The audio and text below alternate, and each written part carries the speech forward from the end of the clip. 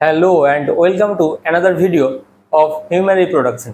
তো আজকে আমরা হিউম্যান রিপ্রোডাকশনের আর একটি টপিক পড়তে চলেছি, যেটা হচ্ছে নিষেক বা ফার্টিলাইজেশন। তো যেমনটা তোমরা দেখছো, নিষেক বা ফার্টিলাইজেশন কি? সিম্পল জিনিস, কিছুই না। দেখো, নিষেক বা ফার্টিলাইজেশন হচ্ছে পুংগ্যামেট এবং স্ত্রী গ্যামেটের স্থায়ী মিলনের মাধ্যমে জাইগোট সৃষ্টির ঘটনাই হচ্ছে কি নিষেক। অর্থাৎ পুংগ্যামেট বা শুক্রাণু এবং স্ত্রী গ্যামেট বা ডিম্বাণু, এই পুংগ্যামেট বা শুক্রাণু এবং স্ত্রী গ্যামেট বা ডিম্বাণুর মিলনের ফলে যখন জাইগোট উৎপাদন হবে, তো সেই প্রক্রিয়াটাকে আমরা কি বলবো? নিষেক বা ফার্টিলাইজেশন। এবার এই নিষেক বা ফার্টিলাইজেশন কোথায় সংঘটিত হবে? এর আগে বহুবার আমরা এটা নিয়ে আলোচনা করেছি, আশা করি তোমাদের মনে রয়েছে যে এই নিষেকটা সম্পন্ন হবে অ্যাম্পুলার মধ্যে। এবার এই অ্যাম্পুলা কোন জায়গা? অ্যাম্পুলা যদি তোমাদের মনে থাকে তাহলে দেখবে স্ত্রী জননতন্ত্রের যে চিত্রটি আমরা এঁকেছিলাম অনেকটা এই রকমের।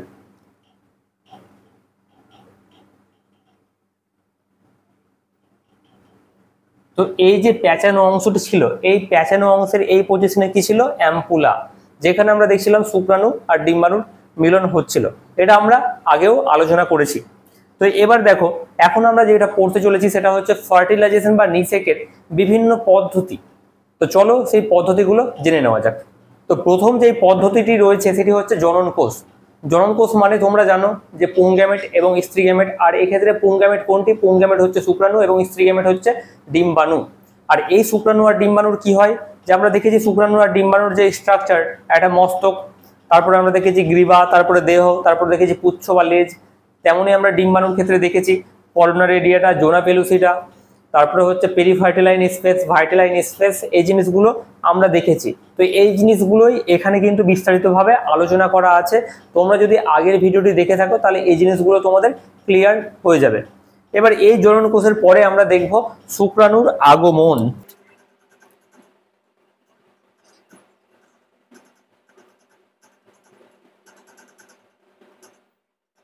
দেখো, এই শুক্রাণুর আগমন কিভাবে হবে? শুক্রাণুর আগমন হবে একটি পদ্ধতির মাধ্যমে, যাকে আমরা বলে থাকি ইনসেমিনেশন। এই শুক্রাণুর আগমন হবে এমন একটি পদ্ধতির মাধ্যমে যাকে আমরা বলে থাকি ইনসেমিনেশন।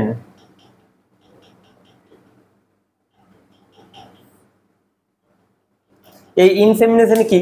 এই ইনসেমিনেশন হচ্ছে এমন একটি পদ্ধতি যে পদ্ধতির সাহায্যে একজন পুরুষ স্ত্রী দেহের যোনিপথে বীর্য নিক্ষিপ্ত করে। অর্থাৎ আমরা বলতে পারি যৌন মিলনের সময় স্ত্রী দেহের যোনিপথে বীর্য নিক্ষেপিত করার ঘটনাটাই হচ্ছে কি ইনসেমিনেশন।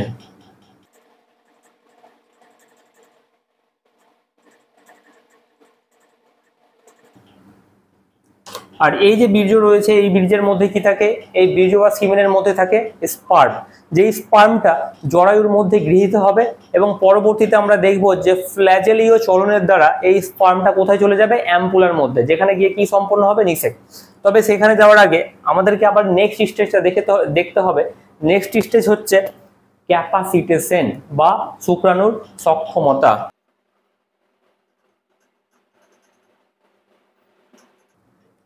তাহলে নেক্সট স্টেজ কি? নেক্সট স্টেজ হচ্ছে ক্যাপাসিটেশন বা শুক্রাণুর সক্ষমতা। দেখো, একটা শুক্রাণু যখন সদ্য নির্গত হয়, অর্থাৎ সদ্যজাত যে শুক্রাণু, তার মধ্যে কিন্তু সেই ক্যাপাসিটি থাকে না একটা ডিম্বাণুকে নিষিক্ত করার। তার মিনিমাম 5 to 6 আওয়ার লাগে একটা ডিম্বাণুকে নিষিক্ত করতে। তো এই যে শুক্রাণুগুলো কোথায় থাকে? আমরা জানি যখন শুক্রাশয়ে লম্বচ্ছেদ পড়েছি তখন আমরা দেখেছি এই শুক্রাণুগুলো থাকে এপিডিডাইমিসের মধ্যে। এই এপিডিডাইমিসে থাকার সময় শুক্রাণুগুলোর যে অ্যাক্রোজোম, তোমরা জানো শুক্রাণুর স্ট্রাকচার কিরকম? শুক্রাণুর স্ট্রাকচারে যে সামনের দিকে টুপির মতন স্ট্রাকচার আমরা দেখেছি,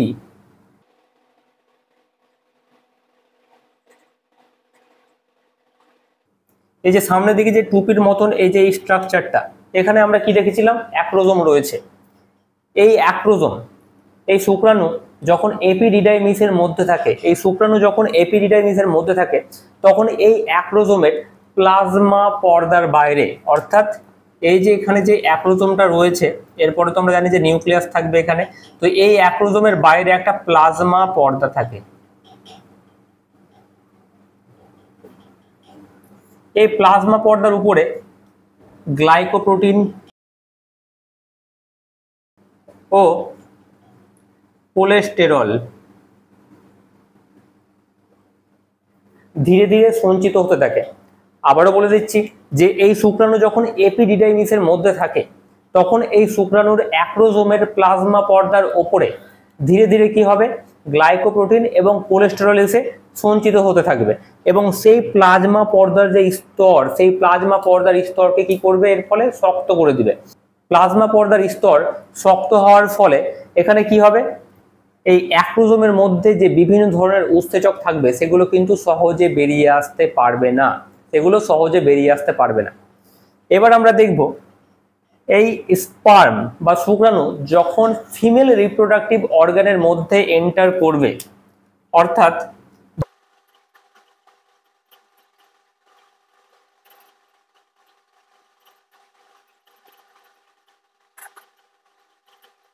অর্থাৎ এই স্পার্ম যখন যোনিপথের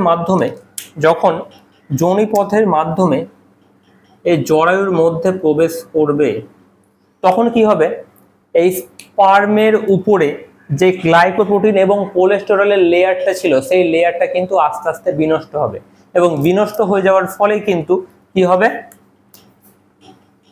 এই স্তরটি বিনষ্ট হবে,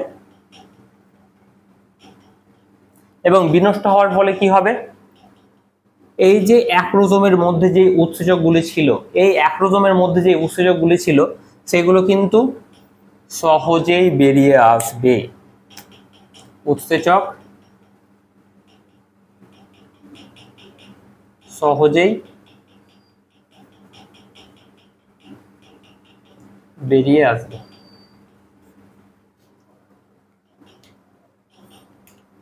এই স্তরটি থাকার জন্য আমরা দেখছিলাম যে এপিডিডাইমিসে থাকাকালীন কিন্তু কোনো প্রকার উৎসেচক এই অ্যাক্রোজোম থেকে বের হচ্ছিল না, কিন্তু এই ফিমেল রিপ্রোডাক্টিভ অর্গানে এন্টার করার পরে কিন্তু এই স্তরটি বিনষ্ট হচ্ছে এবং উৎসেচকগুলি সহজেই বেরিয়ে আসছে। এই যে স্তরটি বিনষ্ট হলো এবং উৎসেচকগুলো সহজে বেরিয়ে এলো, এটাকেই আমরা বলছি ক্যাপাসিটেশন। এই ক্যাপাসিটেশনের ফলে কি হচ্ছে, শুক্রাণু আরো অধিক সক্রিয় হয়ে যাচ্ছে, শুক্রাণুর মোসাইল বৃদ্ধি পাচ্ছে। এর পরের স্টেজ হচ্ছে ডিম্বাণুর সঙ্গে সাক্ষাৎ।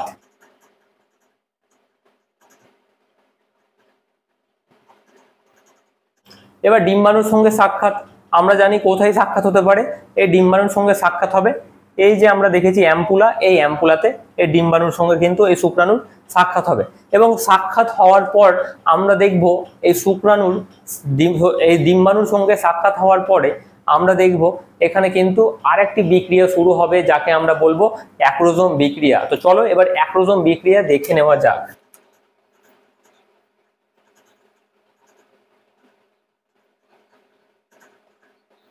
তো এই যে অ্যাক্রোজোম বিক্রিয়া, এই অ্যাক্রোজোম দেখো আমরা এখানেও দেখেছি, এই যে এই অংশটা ছিল এটাকে আমরা কি বলছিলাম, অ্যাক্রোজোম। তো এই অ্যাক্রোজোম থেকে বিভিন্ন ধরনের উৎসেচক নির্গত হয়, যেমন হচ্ছে হায়ালুরোনিডেজ।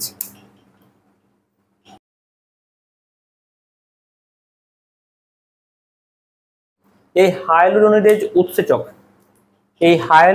উৎসেচক এই যে করোনা রেডিয়াটা তোমরা জানো, এই অংশটাকে আমরা কি বলি, এই যে কোষীয় স্তর রয়েছে এটাকে আমরা বলি করোনা রেডিয়াটা। এই করোনা রেডিয়াটার কোষস্তরগুলিকে বিনষ্ট করে কি করবে, জোনা পেলুসিডার সঙ্গে স্পর্শ করবে। এই করোনা রেডিয়াটার কোষীয় স্তরকে বিনষ্ট করে এই জোনা পেলুসিডাকে স্পর্শ করবে।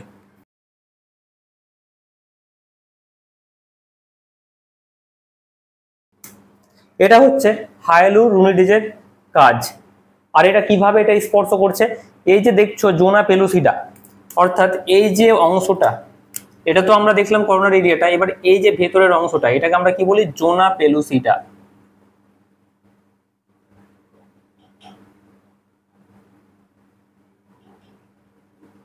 এই জোনা পেলুসিডায় কিছু রিসেপ্টর থাকে। কি রকম রিসেপ্টর? রিসেপ্টর হচ্ছে, তোমরা এবার দেখতে পাবে এই রকম কিছু রিসেপ্টর। রিসেপ্টর কি রকম হবে? এই রকম কিছু রিসেপ্টর, যা এই শুক্রাণুর মস্তিষ্ককে এর সঙ্গে যুক্ত হতে সাহায্য করবে। তো এই রিসেপ্টরগুলোকে বলা হয় শুক্রাণুগ্রাহক।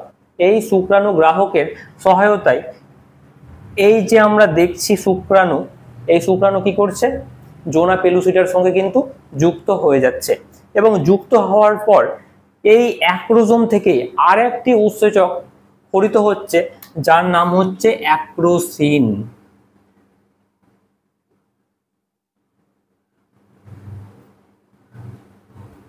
এবার এই অ্যাক্রোসিন কি করবে? এই অ্যাক্রোসিন করবে কি, এই জোনা পেলুসিডার ভেতর দিয়ে একটি রাস্তা তৈরি করবে। কেমন করে, চলো দেখে নেওয়া যাক। মনে করো এই হচ্ছে ওর স্ট্রাকচার। তো এতক্ষণ পর্যন্ত তো এতটা পর্যন্ত ছিল শুক্রাণুটি। এবার দেখো এই শুক্রাণু কিন্তু এই ভেতরের মধ্যে প্রবেশ করবে।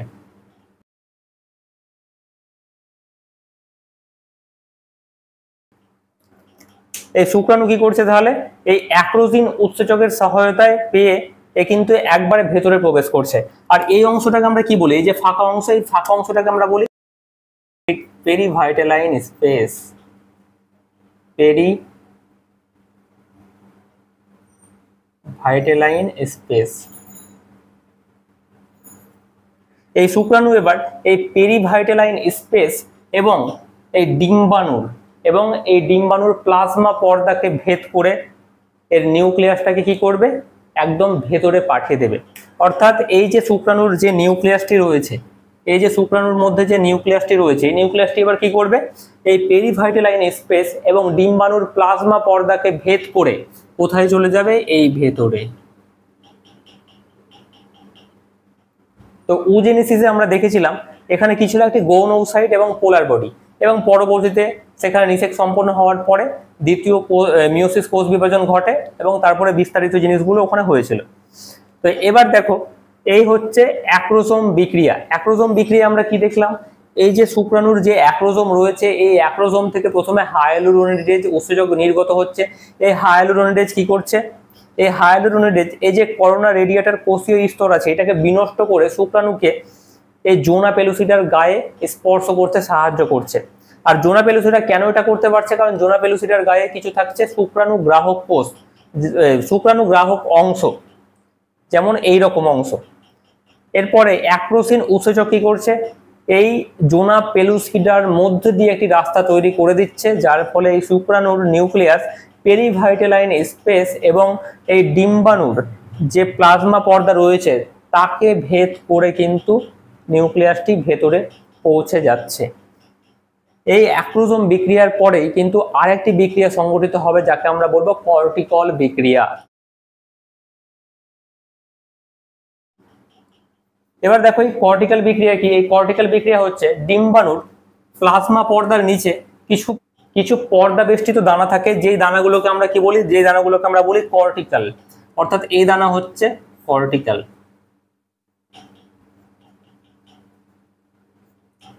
এই দানাগুলো কি করবে, এই দানাগুলো এক্সোসাইটোসিস পদ্ধতিতে, কি পদ্ধতি,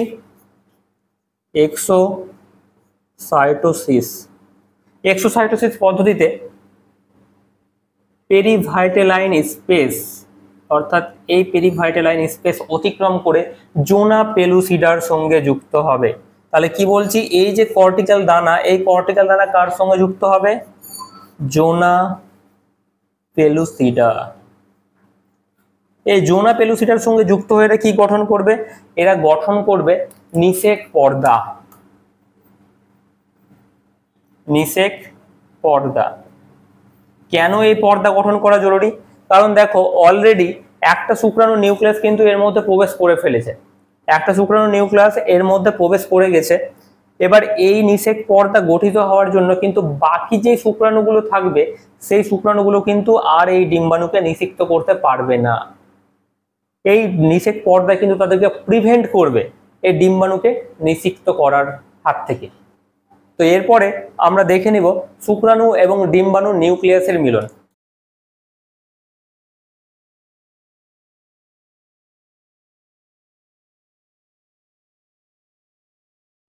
তো দেখো এই যে আমরা স্ট্রাকচারটি দেখেছি, এই স্ট্রাকচারটা আমি যদি আরেকবার ড্র করে নিই তাহলে আমরা এখানে দেখছি কি আছে, এখানে একটা আছে মেল নিউক্লিয়াস, আর এখানে আছে কি আর এখানে আছে ফিমেল নিউক্লিয়াস। তো এই যে মেল নিউক্লিয়াস আর এই যে ফিমেল নিউক্লিয়াস, এই মেল নিউক্লিয়াস আর ফিমেল নিউক্লিয়াসকে আমরা জানি স্ত্রী প্রো নিউক্লিয়াস নামে, আর এই মেল নিউক্লিয়াসকে আমরা জানি পুং প্রো নিউক্লিয়াস নামে। এই পুং প্রো নিউক্লিয়াস আর স্ত্রী প্রো নিউক্লিয়াস এবার কি হবে, এখানে এদের মিলন ঘটবে এবং মিলনের ফলে কি উৎপন্ন হবে, জাইগোট। তবে এই স্ত্রী প্রো নিউক্লিয়াস আর পুং প্রো নিউক্লিয়াসকে বলা হয় অ্যাম্ফিমিক্সিস। তাহলে চলো এখানে লিখে নেওয়া যাক কি বলছি আমরা এটাকে, অ্যাম্ফিমিক্সিস।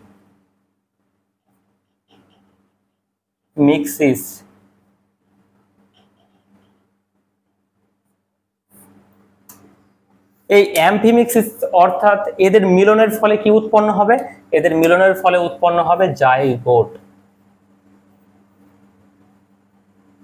আর এই জাইগোট থেকে পরবর্তীতে কি তৈরি হবে, ভ্রূণ।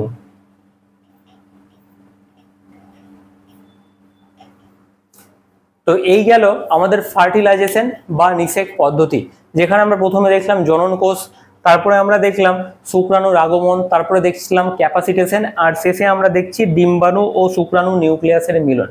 তো আজকের জন্য এতটাই, দেখা হচ্ছে পরের ক্লাসে।